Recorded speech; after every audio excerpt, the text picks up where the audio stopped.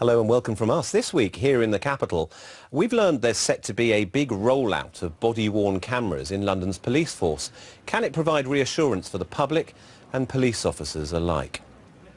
Discussing that later, and anything else we can come up with today, will be Diane Abbott, Labour MP for Hackney North and Stoke Newington, and Mary MacLeod, Conservative MP for Brentford and Isleworth. Welcome to you both. And let's start off, if we can, with research by a think tank, Centre for Cities, which found this week 80% of the private investment that there has been, creation of jobs and so on, in the country have been in London. Young people, remember, after the inquest into the death of Mark Duggan. And City Hall is keen to proceed. After a period of recent turbulence, it's seen as one way of reassuring the public and indeed protecting police officers themselves, as Andrew Cryan reports. Police officers on the High Street in Sutton, southwest London.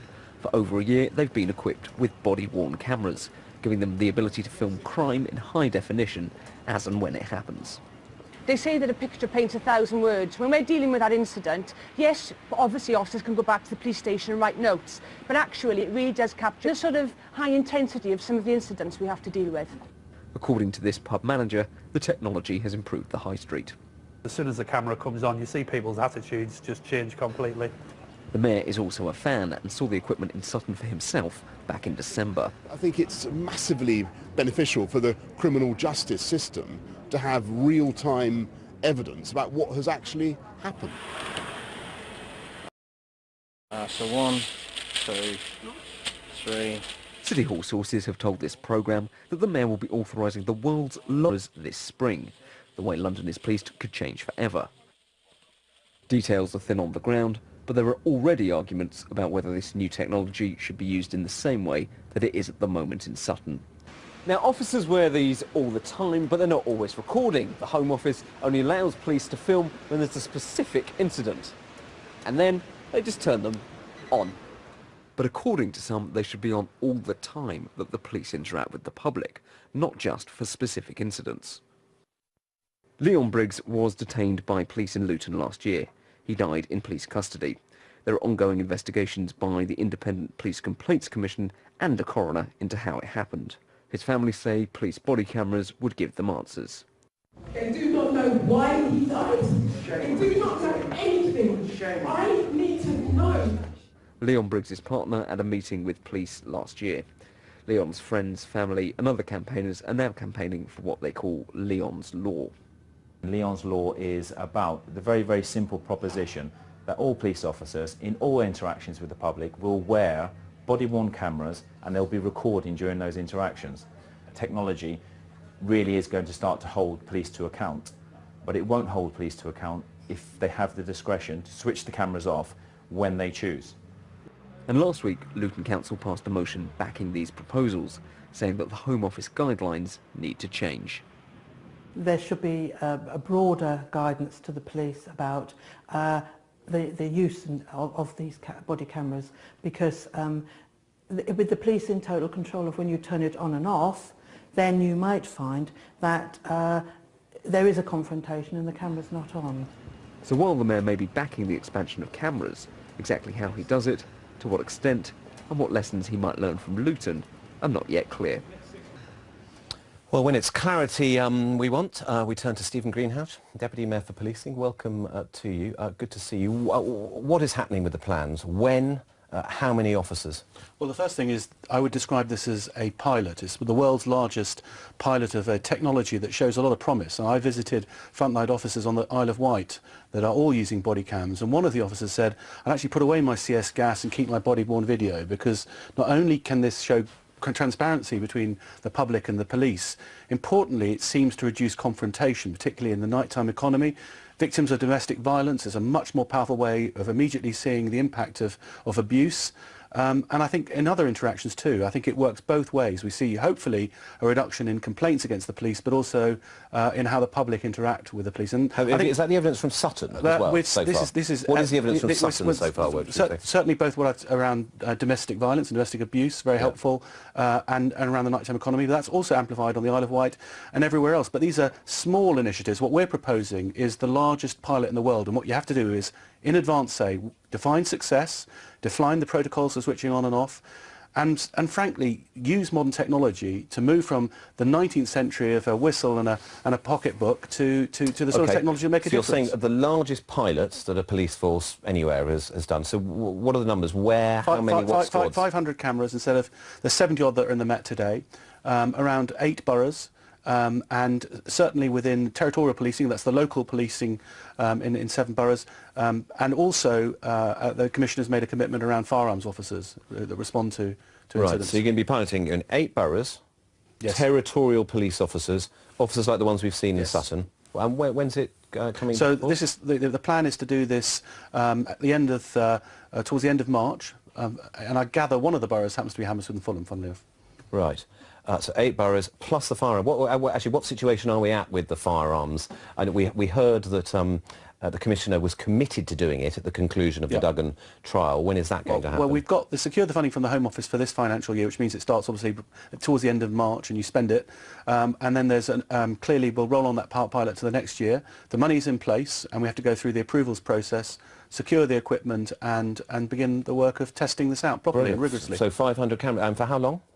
Well, clearly this is a pilot as long as we need to, but this is the kind of thing where you can most set pilots milestones. have a fixed time when you assess the evidence, I think you clearly got to look at this over the course of at least 1 year. Right. But you may, depending on those milestones, but that all has to be agreed in advance. And do you have any views about the current Home Office guidelines, which sort of fairly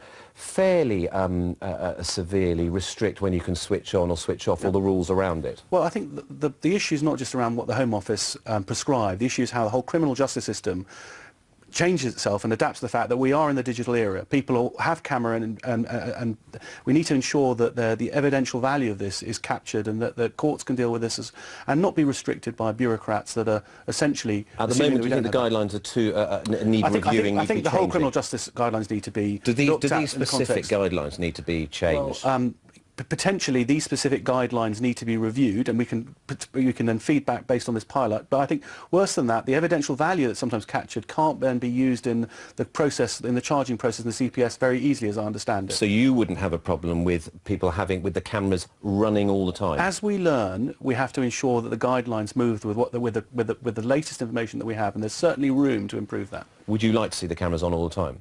No, I think at the moment we need to be clear about when there's value, because having a camera on all the time means you'll then have to work out how much of that you store, how long you store it. I think we have to be focused about when we think it will have the biggest impact to reduce complaints against the police and also have the biggest impact in the interactions with the public. Diane Abbott, what do you think about what you've heard there? It looks like there are sort of fairly well advanced plans for this pilot.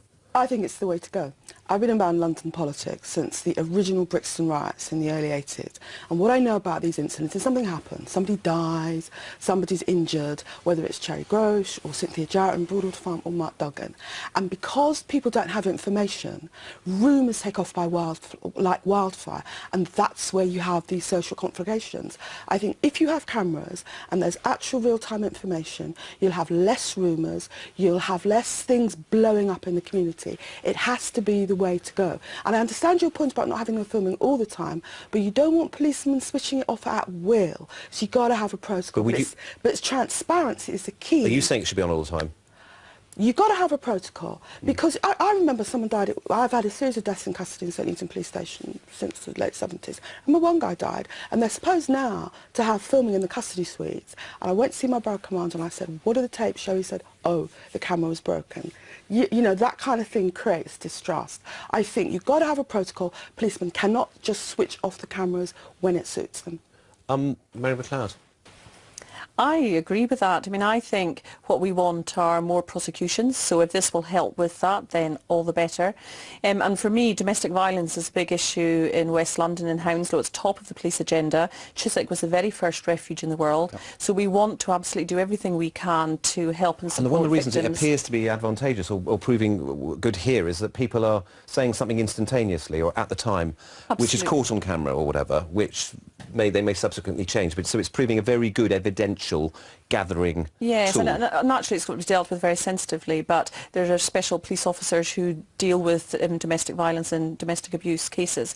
But I do think, if it really helps protect the police as well, it helps victims, it helps with prosecutions, and I think it's good all round. And I think above all it gives you transparency about police-community relations, and that's the way to have put police-community relations on a very sound footing. Two things just very quickly. The Met Police all absolutely agreed with this. High Command, no problem? Just noted the Commissioner's excitement at seeing how we can best deploy this within the Metropolitan Police Service. I think it's absolutely right. I'm glad we're all agreeing that any use of technology to build that transparency and that bond between the public and the police goes right back to the core of the foundation in the 19th century. That that is the message of Peel. The police are the public are the police. Does it need to be approved by the Home Secretary, this kind of scale? We are going ahead with this pilot in partnership with the Home Office. Oh, it'll all be agreed, right? MOPAC's put its money up, and it's been matched by the Home Office. This is one area where we're absolutely one with the Home Office. But the initiative has come from... The only one area? Well, there's many other areas, but the body-worn video is... We'd like to explore those. We haven't got time today.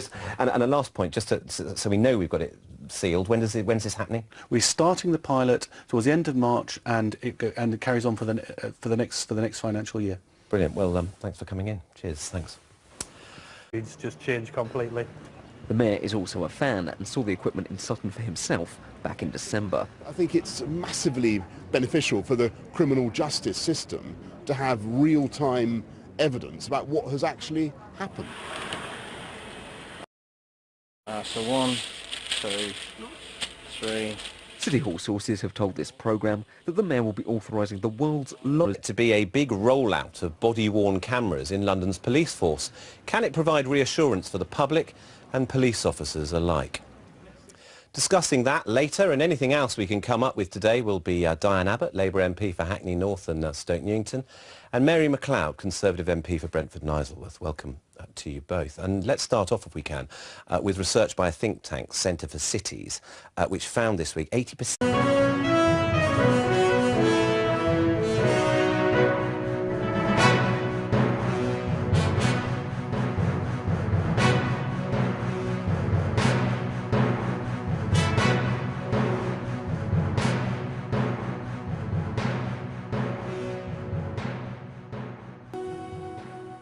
Hello and welcome from us. This week here in the capital, we've learned there's set... For over a year, they've been equipped with body-worn cameras, giving them the ability to film crime in high definition as and when it happens. They say that a picture paints 1,000 words. When we're dealing with that incident, yes, obviously officers can go back to the police station and write notes, but actually it really does capture the sort of high intensity of some of the incidents we have to deal with. According to this pub manager, the technology has improved the high street. As soon as the camera comes on, you see people's attitude. Of the private or the investment that there has been, creation of jobs and so on in the country, have been in London. Young people remember after the inquest into the death of Mark Duggan. And City Hall is keen to proceed. After a period of recent turbulence, it's seen as one way of reassuring the public and indeed protecting police officers themselves, as Andrew Cryan reports. Police officers on the high street in Sutton, southwest London.